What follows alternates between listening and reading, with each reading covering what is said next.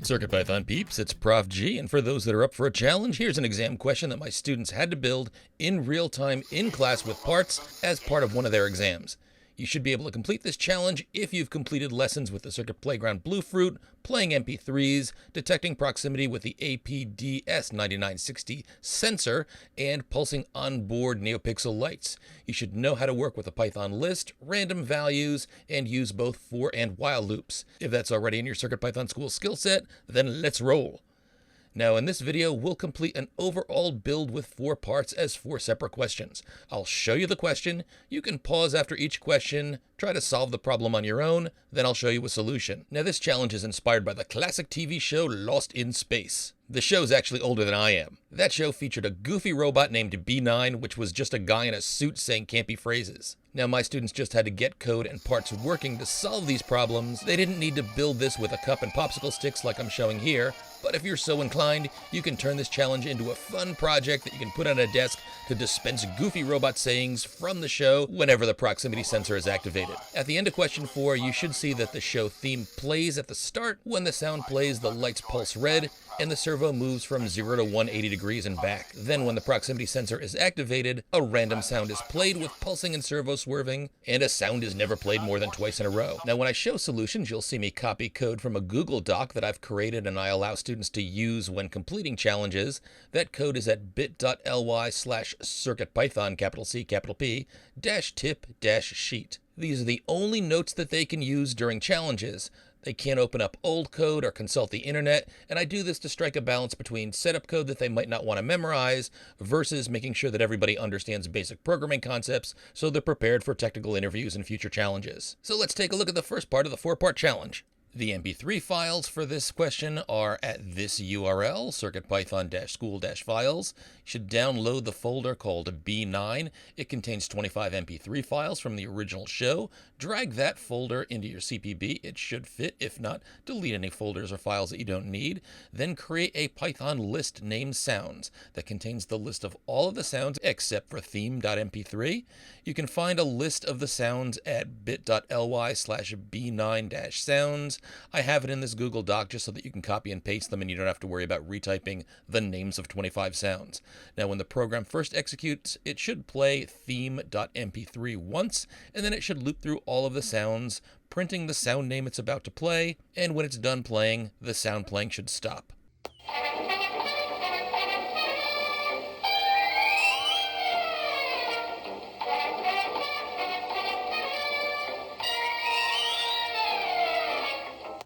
Is online, reviewing primary directives.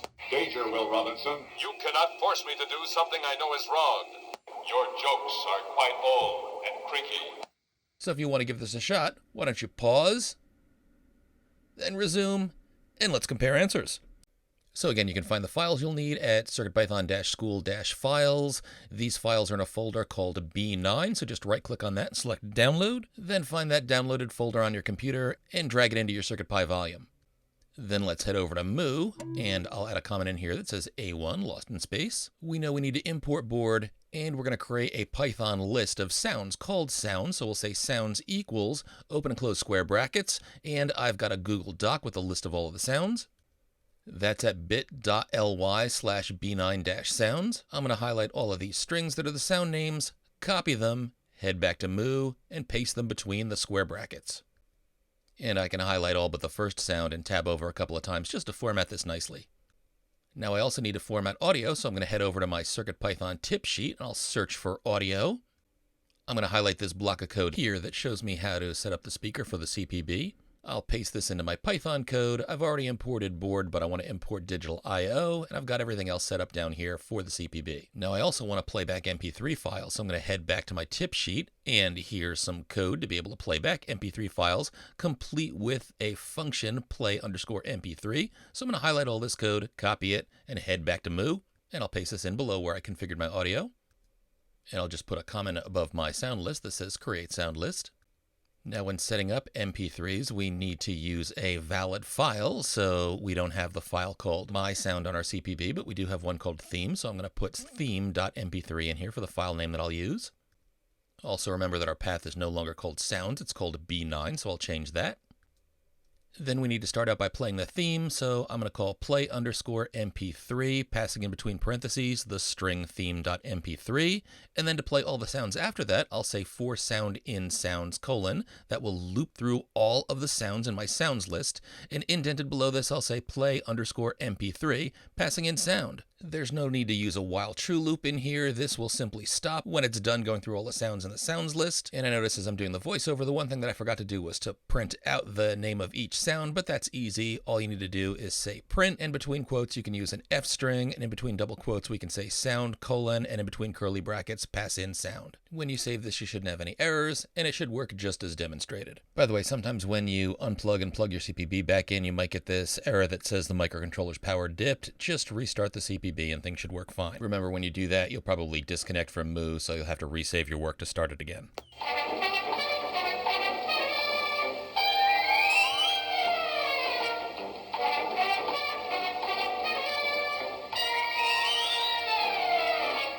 Robot is online, reviewing primary directives. Danger, Will Robinson. You cannot force me to do something I know is wrong. Your jokes are quite old and creaky. And I'm going to create a folder on my computer called Lost in Space, and I'm going to save this first one as Q1-B9-sounds. Then close this up and open up code.py on my CircuitPy volume. Now part 2 is going to play a sound when the proximity sensor detects when the user is close. This is the APDS9960 Proximity Sensor. It also supports gestures. My students have used this. They've also got a STEMMA QT port with alligator clips to wire up. Remember, the power here is 3.3 volts. The ground, of course, goes to ground, and the yellow goes to the pad that's labeled SCL on the CPB, and the blue goes to the pad that's labeled SDA. Now, just like before, we should play the theme when we start up, and then we're going to add a while true loop, and we're going to read the proximity sensor, and we're going to print out the proximity reading. Wait 0.2 of a second after each reading. When the reading registers at or above 5, remember those values get greater when you get closer to the CPB, then we should randomly choose a sound and play that sound, and we should never play 2 sounds in a row. Now, after a sound is done playing, the proximity sensor should not play any sounds until the reading gets above 5 again. This is what it should look like when it works.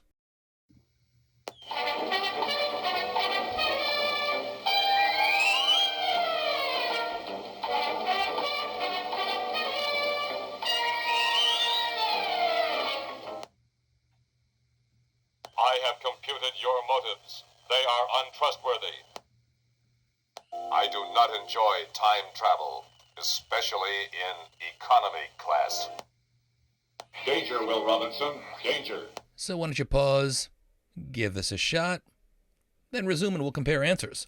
So I'll change the comment to A2 for answer 2, Lost in Space. And since I'm going to be using the proximity sensor, I'm going to find the proximity sensor code on my CircuitPython tip sheet. I'll highlight that and copy it.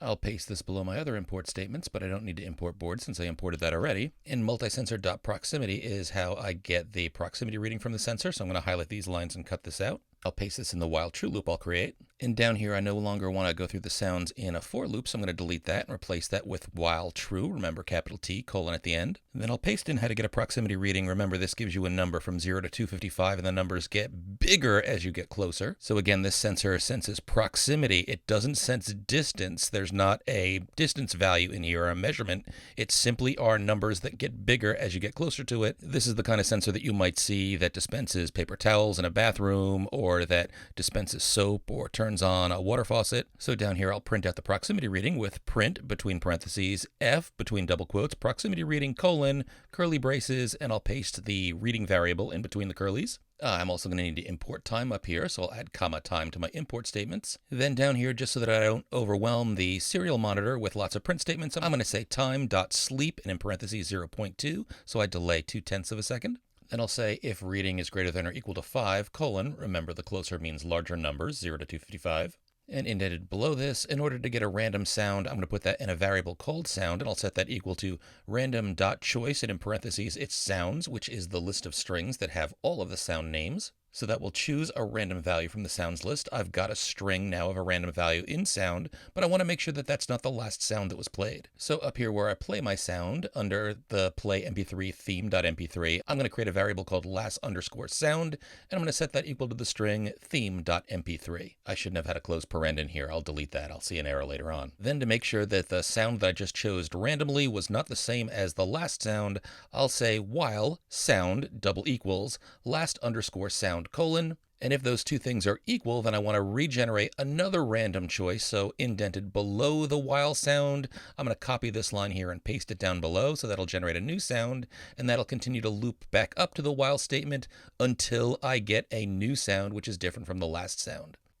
Then outdented so that it's even with while sound equals last sound, I'll say play_mp3 in parentheses sound. So at this point, I know that sound was not the last sound that was played. And it's very important to keep track of the last sound that you played. So since I just played a new sound, I'm going to say last_sound equals sound. Then I'll open the serial monitor and click save again. And I'd mentioned in line 62, I forgot to remove the closing parenthesis in here. So I'm going to delete that now. And when I save, I get my proximity readings. Things are looking good.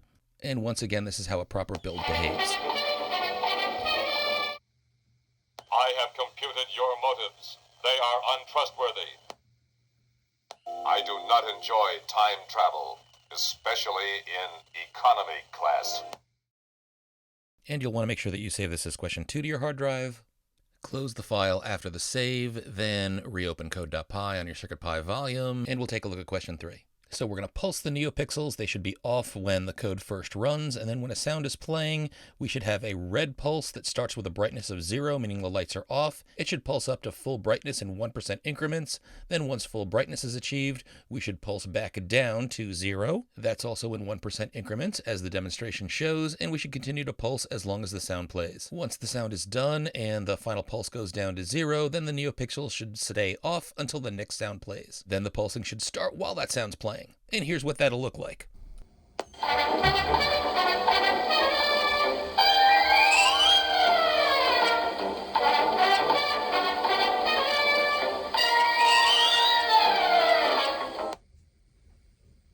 Your jokes are quite old and creaky. My computers are deeply affected. So I'll change the comment because this is A3 pulse with sound, and I'm going to add comma neopixel to my top import statement because I'm working with neopixels.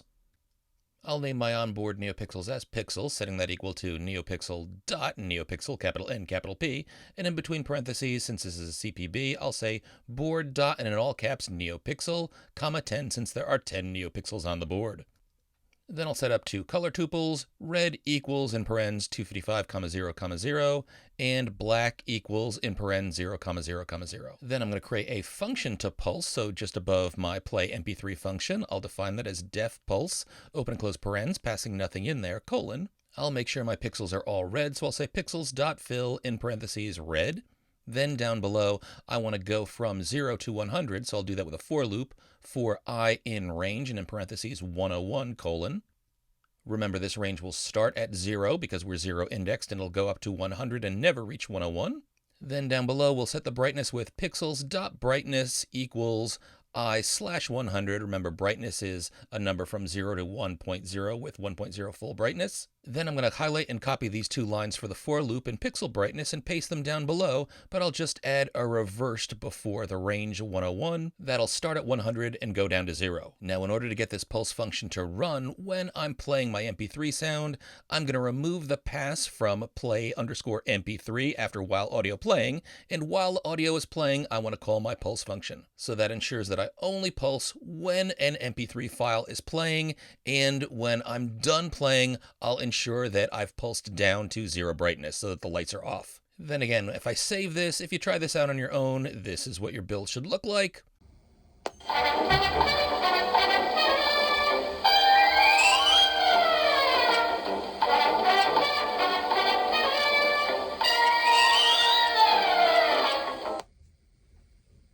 Your jokes are quite old and creaky.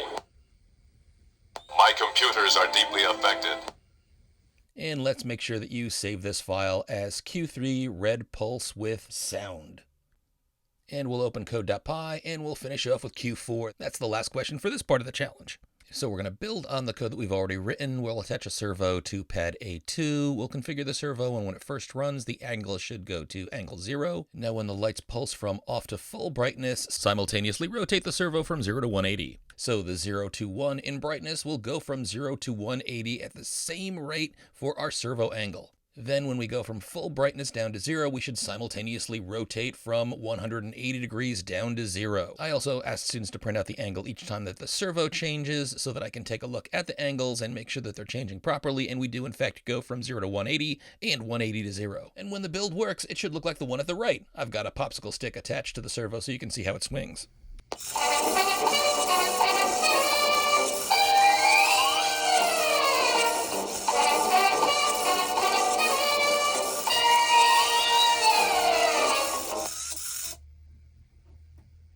You cannot force me to do something I know is wrong.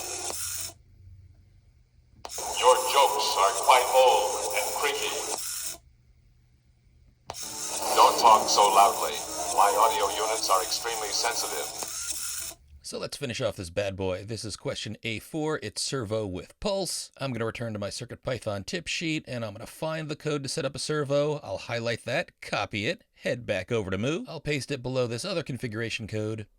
And I've already imported board, but I'm going to cut out PWMIO, and I can delete this other import board comma down here. And I'm going to say comma and paste this in after I import NeoPixel. And my servo set up on the same pad that I want to use, which is A2, but I'm going to change the initial angle where I set servo 1, the name of the servo I created, dot angle, not from 180, but I'm going to set that to 0 initially. Then down here in the pulse function is where we also want to simultaneously move the servo. So inside my first for loop, where I go from I to range 101, which is going to take me from 0 to 100, I'm going to set my angle as angle equals, and I'm going to round the value, the value as I iterate through the loop, times, and then in parentheses, 180 divided by 100. So 180 divided by 100 tells me how much I should increment each angle for each degree for each 1% of brightness that I change. Then down below, I'll set servo underscore 1, which is the name of my servo, dot angle equal to angle, the variable I created above. Then to print out that angle, I'll just say print in between parentheses. It's an F string, so F in between double quotes,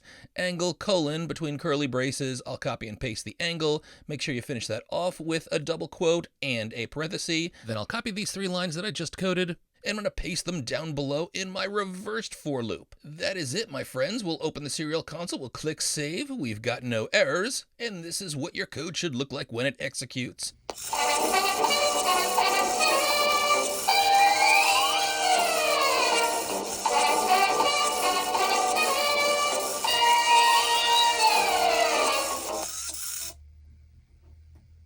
You cannot force me to do something I know is wrong.